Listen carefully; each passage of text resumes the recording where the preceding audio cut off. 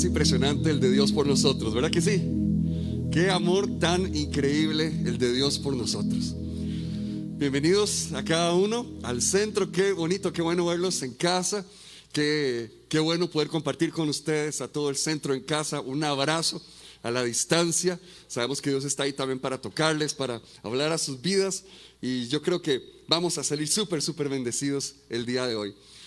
Hoy quisiéramos compartirles acerca de una conquista decisiva. Esta la encontramos en 2 Samuel capítulo 5. Así que si la puede buscar ahí en su Biblia, la vamos a estar leyendo de la Nueva Traducción Viviente.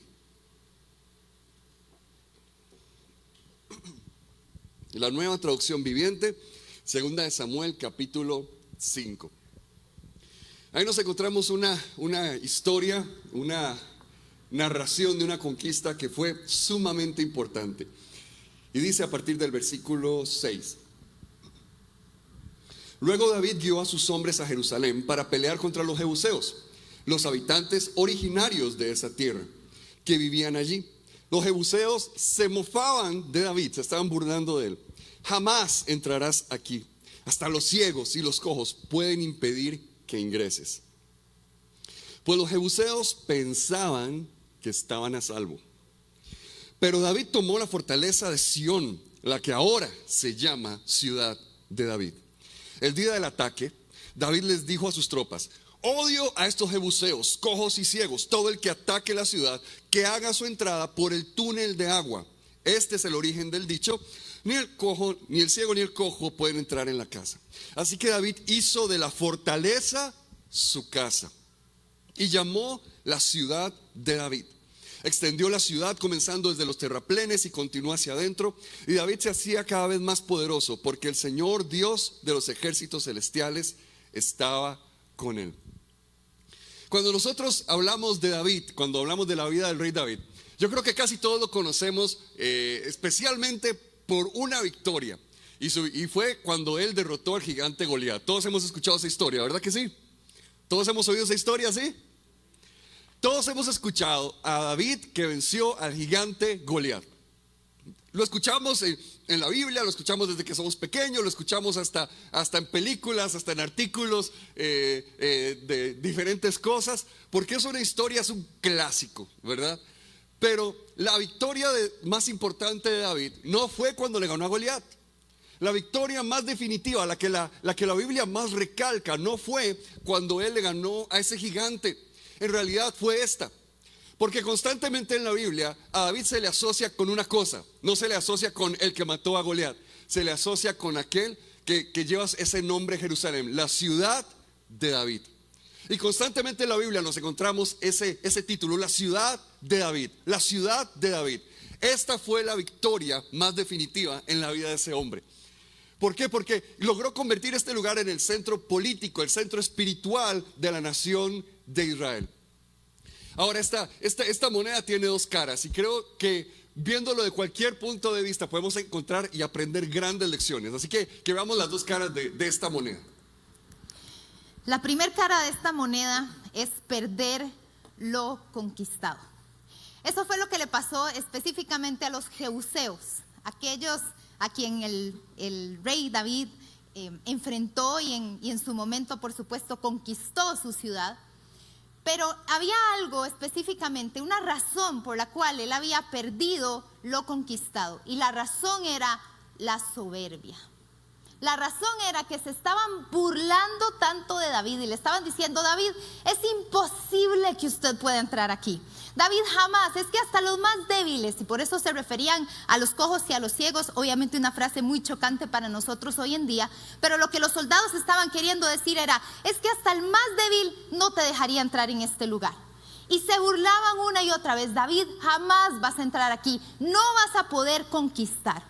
Nosotros muchas veces nos enfrentamos a voces así en nuestra vida, voces de burla, voces altaneras, voces llenas de soberbia, diciéndonos: nunca vas a poder tener las promesas de Dios en tu vida. Pero yo sé y estoy segura que ustedes también, ustedes saben que Dios está con nosotros y que Dios nos ayuda en medio de cualquier batalla, conquista o promesa que Dios nos ha dado para lograrla, para alcanzarla, para poder cumplir lo que Dios ha hablado acerca de nuestras vidas y las promesas que Él tiene para nosotros. Así que los jebuseos representan a perder específicamente lo conquistado. Dice en Proverbios 21, versículo 24, los burlones son orgullosos y altaneros. Actúan con una arrogancia que no tiene límites. Es que el soberbio tiene como un sentido de superioridad. Se siente más que los demás. Y por eso lo que hace es humillar, lo que hace es despreciar. Y por eso la burla proviene específicamente de la soberbia. Proviene de esas ganas de sentirse uno superior, como si uno lo supiera todo, lo entiende todo, puede hacerlo todo. Es invencible, se siente un superhéroe. Pero yo creo que nosotros sabemos que hay un solo invencible y ese es nuestro Señor Jesús. Nosotros podemos vencer porque Él está de nuestro lado, Él está en nosotros y esa es la razón por la cual somos más que vencedores. No por nuestras propias fuerzas, no por nuestras capacidades y habilidades, aunque gracias a Dios por eso, pero entendemos que tenemos un Dios quien nos ha dado todo lo que nosotros tenemos y todo lo que nosotros somos. Por eso tenemos que guardar nuestro corazón de la soberbia, porque la soberbia nos hace vernos como más que todos los demás, nos hace vernos más allá de lo que deberíamos, tener un concepto más alto de nosotros mismos del que deberíamos tener. Hay una frase que encontramos de un poeta y escritor, Francisco de Quevedo, que nos gustó mucho y que dice: la soberbia nunca baja de donde sube, pero siempre cae de donde subió. Y en la Biblia lo dice en Proverbios que antes de la caída está el orgullo, antes de la caída está la altanería, en otras versiones inclusive la soberbia. ¿Cómo tenemos que guardar nuestro corazón para no perder lo que ya hemos conquistado? Para que la soberbia no se nos suba a la cabeza. Porque yo me pregunto, ¿cuántas cosas hemos perdido a causa de ello? ¿Y cuántas cosas podríamos estar en camino de perder si dejamos que la soberbia se arraigue en nuestro corazón? Porque el éxito, y ese es un punto muy importante, el éxito puede producir arrogancia. Ahora, no hay que tener éxito para ser arrogante, pero el éxito produce arrogancia. Y los jebuseos lo que estaban diciéndole a David era: no vas a poder entrar aquí porque acordate, David, Josué y la tribu de Judá no pudo vencernos. En el tiempo de los jueces, la tribu de Benjamín tampoco pudo vencernos. ¿Quién te crees vos que vas a poder lograr lo que otros no lograron? Y la burla y la voz constante de soberbia en el oído de David. Por eso tenemos que tener mucho cuidado de no perder lo que hemos conquistado. Me pregunto si habrán personas que están a punto de perder tal vez su matrimonio a causa de la soberbia, perder a sus hijos, el amor de sus hijos a causa de la soberbia, un trabajo, alguna oportunidad, porque hay arrogancia en el corazón. Iglesia, que eso no seamos nosotros, que no seamos personas soberbias, sino al contrario, que podamos ver el remedio de tener la humildad de parte de Dios en nuestro corazón. ¿La humildad de qué? De aceptar nuestros errores. La humildad de pedir perdón. La humildad de caminar en la santidad que Dios nos ha pedido vivir y caminar en nuestro corazón. Nosotros podemos ser personas humildes porque en realidad la humildad es lo que hace ver lo invisible. Aquello que no está en nuestra vista está fuera de nuestra mente. Y hay muchas cosas que nosotros no consideramos que pueden ser posibilidades en nuestra vida cuando hay arrogancia, pero cuando hay humildad podemos ver diferentes posibilidades y entonces actuamos de una manera proactiva y podemos evitar que situaciones pasen en nuestra vida. ¿Por qué? Porque hay un corazón humilde. Qué importante es la humildad, porque la soberbia específicamente ocupa ese aterrizaje, ese poner los pies en la tierra y decir: ok, estamos mal en esto, necesitamos cambiar esto otro. Tenemos que ver los puntos ciegos, las debilidades que no hemos visto durante tanto tiempo, que tal vez hemos deseado negar. porque a veces es muy duro ver aquellas cosas, que nos duelen o que no nos gustan. Pero por eso hay 3 cosas importantes que quiero dejar hoy para ustedes en esta parte acerca de perder lo conquistado. ¿Cómo es una persona humilde o qué hace específicamente la humildad? La humildad, en primer lugar, hace y tiene conversaciones importantes con otras personas. ¿Por qué? Porque necesitamos aprender de la experiencia de otros. Y cuando tenemos conversaciones con otras personas, ganamos perspectiva. Porque es cierto, ¿no?, que todos tenemos nuestros ideales, todos pensamos exactamente qué es lo que queremos, recordamos las promesas de Dios en nuestra vida y a veces no sabemos cómo alcanzarlo. Creemos que la podemos alcanzar solamente de una manera, pero en realidad pueden existir varias maneras, o otra en específico, de cómo podemos alcanzar esa promesa de Dios en nuestra vida. Entonces, cuando tenemos conversaciones con otros, cuando nos abrimos a otras perspectivas y puntos de vista, entonces ahí nos damos cuenta, mira, nunca lo había visto de esa manera. Y podemos empezar a caminar, es más, a un paso aún más acelerado, si logramos hacer caso al consejo o a las palabras de otros que tienen la experiencia que tal vez nosotros no tenemos. Es muy importante aprender de esas experiencias y buscar también los contraargumentos, porque siempre nos inclinamos hacia una perspectiva y vamos a buscar confirmar aquello que queremos. Les voy a dar un ejemplo. He escuchado a varias personas que dicen, es que estoy con unas ganas de renunciar a mi trabajo. Y podría tener todas las razones, y las ganas están de sobra a veces, ¿cierto o no? Dependiendo del trabajo de cada quien. Las ganas pueden estar de sobra, pero entonces podrías entrar en una práctica, como a veces aconsejamos, o en mi caso aconsejo, de entrar en una práctica de poder escribir las ventajas y las desventajas, los pros y los contras de esa decisión que vas a tomar. Porque entonces ahí puedes ver hacia dónde se inclina más la balanza.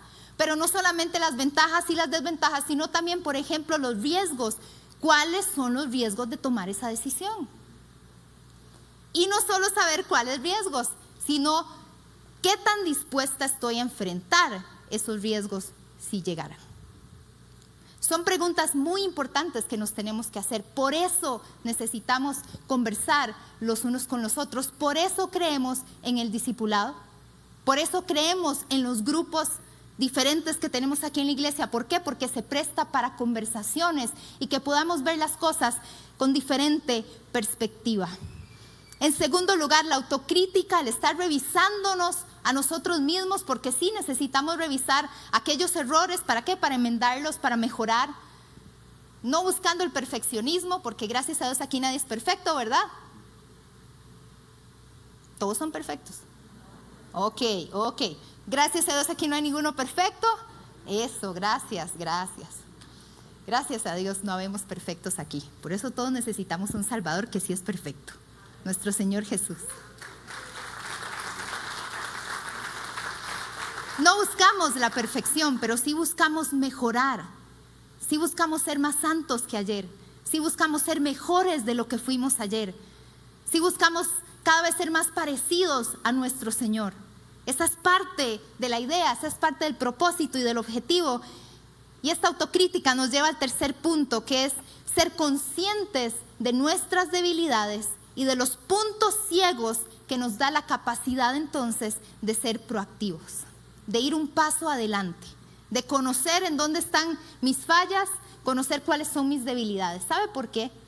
Porque los jebuseos no se dieron cuenta en dónde estaba su debilidad. Dice en esta historia que David se fue por el túnel de agua, por un acueducto. Jamás se lo esperaron. Ellos pensaron en sus grandes murallas, en sus grandes puertas, y jamás pensaron que podían derribarlos, jamás pensaron que los podían conquistar, porque no vieron sus puntos ciegos y perdieron la conquista. Y en lugar de analizarse, de autocriticarse, de conversar al respecto y saber cómo podemos hacer, porque es que de una u otra manera aquel David mató a ese Goliat. Algo bueno tiene que tener ese David. Por lo menos valentía, osadía, coraje. No lo vieron venir. Que nosotros seamos personas que por medio del Espíritu Santo de Dios y por medio de una comunidad llamada iglesia podamos ver venir las cosas que podrían estar al frente de nosotros y que podamos prevenir el perder las conquistas que ya el Señor nos ha dado. ¿Qué aprendemos de la experiencia de los jebuseos? Que para no perder lo conquistado necesitamos ser humildes y mantenernos lejos de la soberbia. Cuando vemos la otra cara de esta moneda, nos damos cuenta que en esta historia no solo hubo alguien que perdió lo conquistado, sino hubo uno también que conquistó donde no se había ganado antes, y ese es David. Yo creo que de las cosas que más me llaman la atención de la historia, de esta historia y de la vida de él, es la determinación con la que él se enfrenta a este obstáculo. Determinación es una decisión con propósito, basada en convicciones profundas. Una decisión con propósito basada en convicciones profundas. Y si hay algo estamos convencidos nosotros, es que lo que Dios ha prometido, Él lo va a cumplir, ¿verdad que sí? Si de algo estamos convencidos, es que si Dios dice algo, si Dios promete algo, Él va a cumplir aquello que prometió. Y eso nos hace personas determinadas. Por eso fue que David le hizo frente a este obstáculo. Por eso fue que David se enfrentó a esta batalla. Porque era una persona determinada. Él sabía en quién estaba puesta su confianza. Y por lo tanto marchaba hacia adelante sin ningún miedo. Marchaba hacia adelante sin ningún temor. Cuando nosotros nos damos cuenta de cómo, de lo que hizo, lo que significó la determinación en la vida de David, vemos que lo ayudó a vencer el peso de la historia. Porque como hemos mencionado, este lugar era un lugar con muchísima historia. Era una ciudad súper antigua. Ya llevaba miles de años de existir aún antes de que llegara ese día, esa batalla. De hecho, entonces hubo un tiempo en el cual el pueblo de Israel estuvo conquistando bajo el liderazgo de Josué y no lograron conquistarlo. Hubo un tiempo en el cual estaba Israel gobernada por grandes jueces, por gente como Gedeón y Débora, Sansón, gente poderosa. Pero en ese tiempo tampoco lograron conquistarlo. ¿Qué historia más pesada tenía ese lugar? Y eso es lo que pasa. Hay áreas de nuestra vida que acumulan una historia muy pesada. Hay áreas a nuestro alrededor que han acumulado una historia muy pesada. El lugar donde hemos fallado varias veces. El lugar donde hemos tratado y no hemos podido. El lugar donde otros en mi familia siempre han tratado de hacerlo pero no lo han logrado. El lugar donde personas que están a mi alrededor han tratado de llegar pero nadie ha llegado. Y qué historia tan pesada. El peso de esa historia a veces nos echa para atrás. El peso de esa historia a veces nos hace ignorar los lugares que Dios nos ha mandado a conquistar. Porque decimos, no, lo mejor es más fácil, démosle la vuelta. No subamos para allá, no vamos hacia allá, no nos enfrentemos a esto. Pero una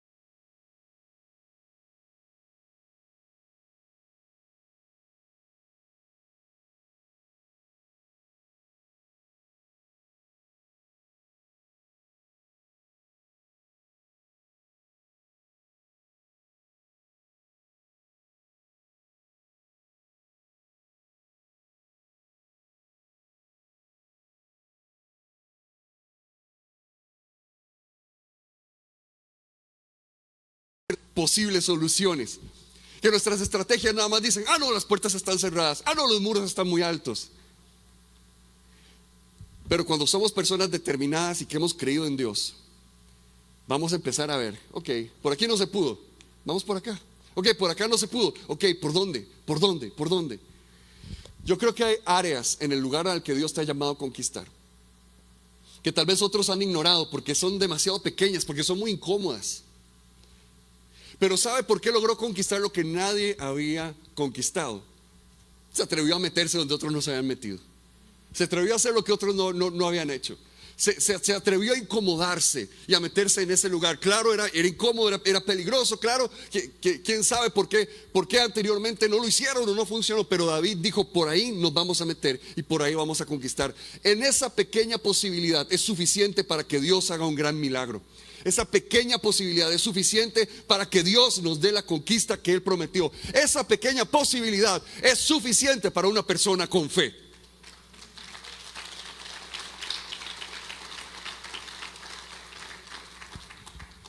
Y no solo se quitó el peso de la historia de encima, por ser una persona determinada, decidida, también se quitó el peso del ambiente, de la atmósfera que había a su alrededor.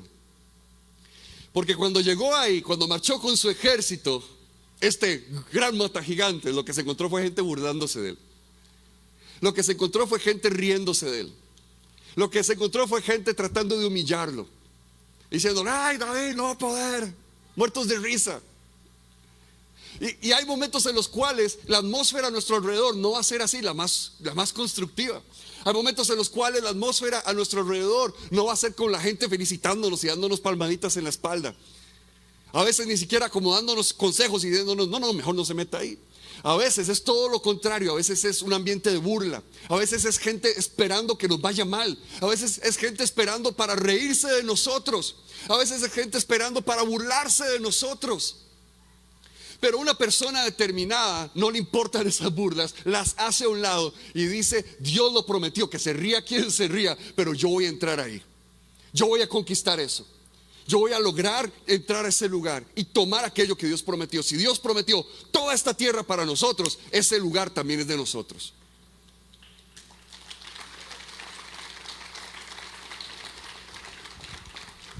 Y qué rico como lo dice, e hizo de la fortaleza su casa. El lugar donde se estaban burlando de él hizo de la fortaleza su casa. Y la llamaron la ciudad de David. El lugar en el cual se estaban burlando de él, de que nunca lo iba a conquistar, de que nunca iba a entrar, empezó a llevar su nombre. Empezó a ser reconocido por su nombre. Pero ¿sabe algo? No solo la determinación de él, sino la perspectiva que tenía fue lo que marcó la diferencia. David era una persona con muchísimos talentos. David era un músico, era poeta, David era soldado, era un estratega militar, construía grandes equipos. David tenía muchísimos talentos y los cultivaba por ser una persona determinada. Alguien que es determinado siempre va a cultivar aquello que tiene en sus manos. Pero cuando nosotros vemos esta historia, no dice, y David cantó una canción y entonces le abrieron las puertas porque cantó muy bonito. Y no dicen, y David armó un excelente equipo y por eso fue que logró conquistar ese día. Y no dice que David, como era ese gran estratega, logró tener esta conquista. No, en realidad la historia, aunque todo eso es verdad y todo eso pudo haber contribuido de alguna forma, la historia lo que termina diciendo es que Dios lo iba engrandeciendo y que él iba conquistando porque Dios estaba con él. Porque Dios estaba con él. ¿Cuál es la gran diferencia con los que estaban ahí, con los jebuseos? Que eran soberbios, que eran creídos. David sabía algo. Si algo conquisto y si algo logro, no es por lo carga que soy yo, es porque Dios está conmigo. Si algo logro alcanzar, es por el Dios que me acompaña. Si hay algo en mi vida que logre conquistar, es porque Dios está conmigo. ¿De qué sirve tener tantos talentos? ¿De qué sirve que seas un gran estratega? ¿De qué sirve que tengas esos talentos increíbles y que seas un genio de marketing y de negocios? ¿De qué sirve que tengas tantos títulos en psicología? ¿De qué sirve que tengas tantos logros y tantas cosas? Hay que hacerlo, hay que lograrlo, hay que alcanzarlo. Nosotros creemos en eso. Pero David no agarró ninguno de sus títulos. David no sacó ninguna de sus coronas para decir fue por esto. Él supo decir, porque Dios está conmigo. Eso hace la diferencia.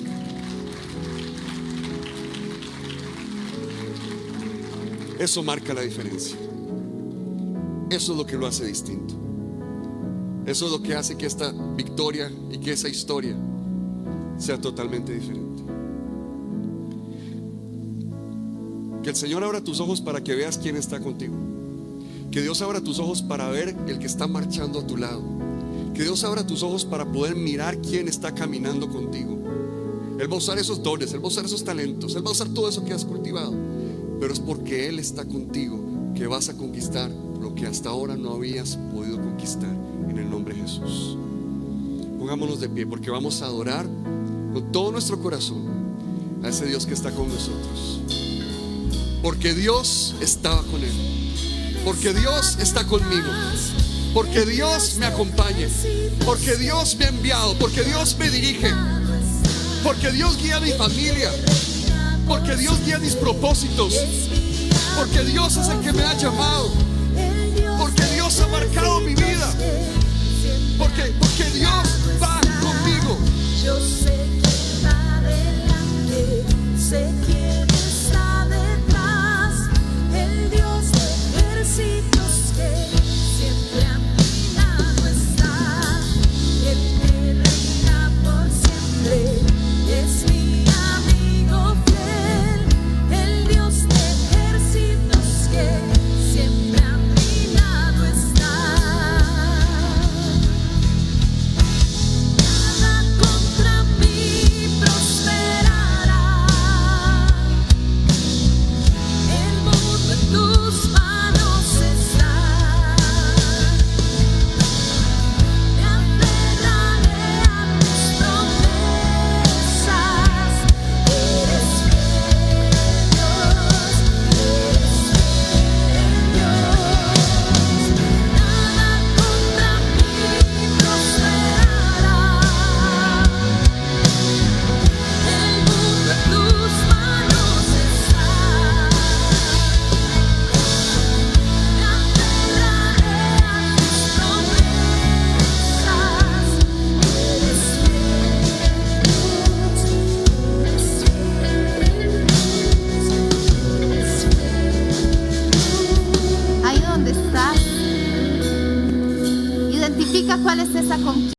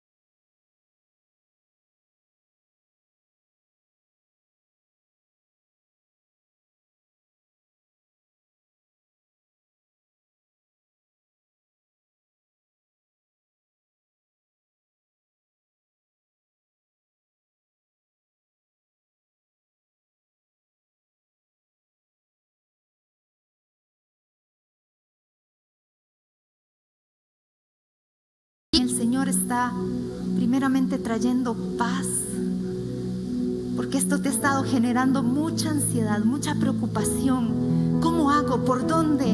¿Con quién? Pero hoy el Espíritu Santo trae paz y descanso a tu corazón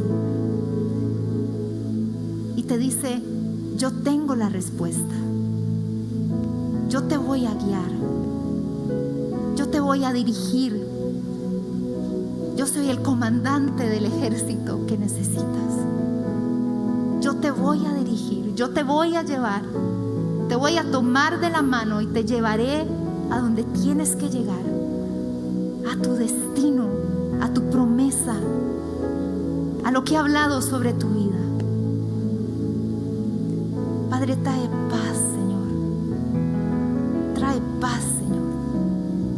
Una paz que sobrepasa todo entendimiento, Señor, de saber que todo estará bien mientras tú estés de nuestro lado.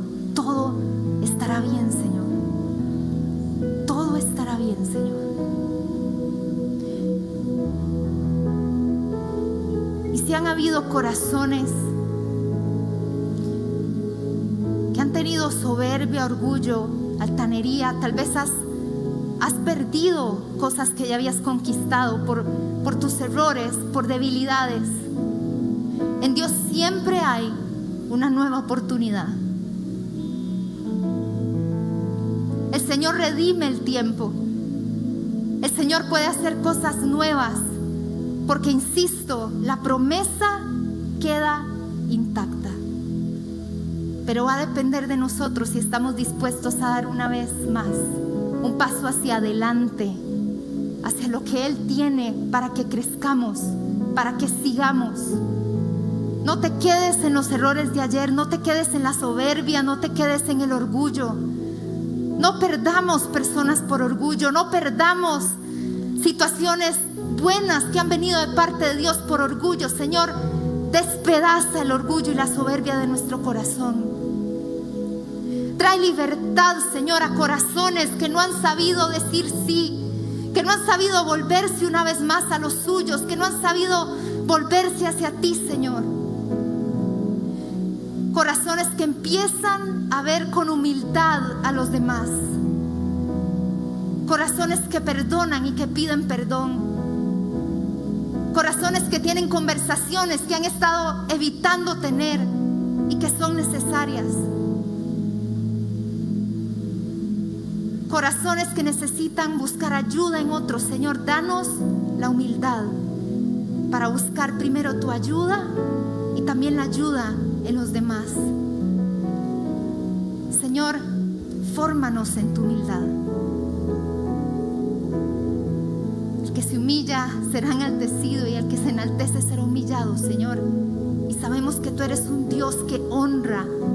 Ninguna burla de los demás hacia nosotros es en vano. Y lo digo porque sé, Señor, que tú todo lo estás observando y que tú finalmente darás honra, honor y dignidad a aquellas personas que han tenido un corazón humilde ante la altanería o la soberbia de otros, Señor. Hoy, en el nombre de Cristo Jesús, arrebatamos tus promesas, Señor, sabiendo que tú estás con cada uno de nosotros. Gracias, Señor. Gracias por estar. Gracias. Terminemos adorando al Señor.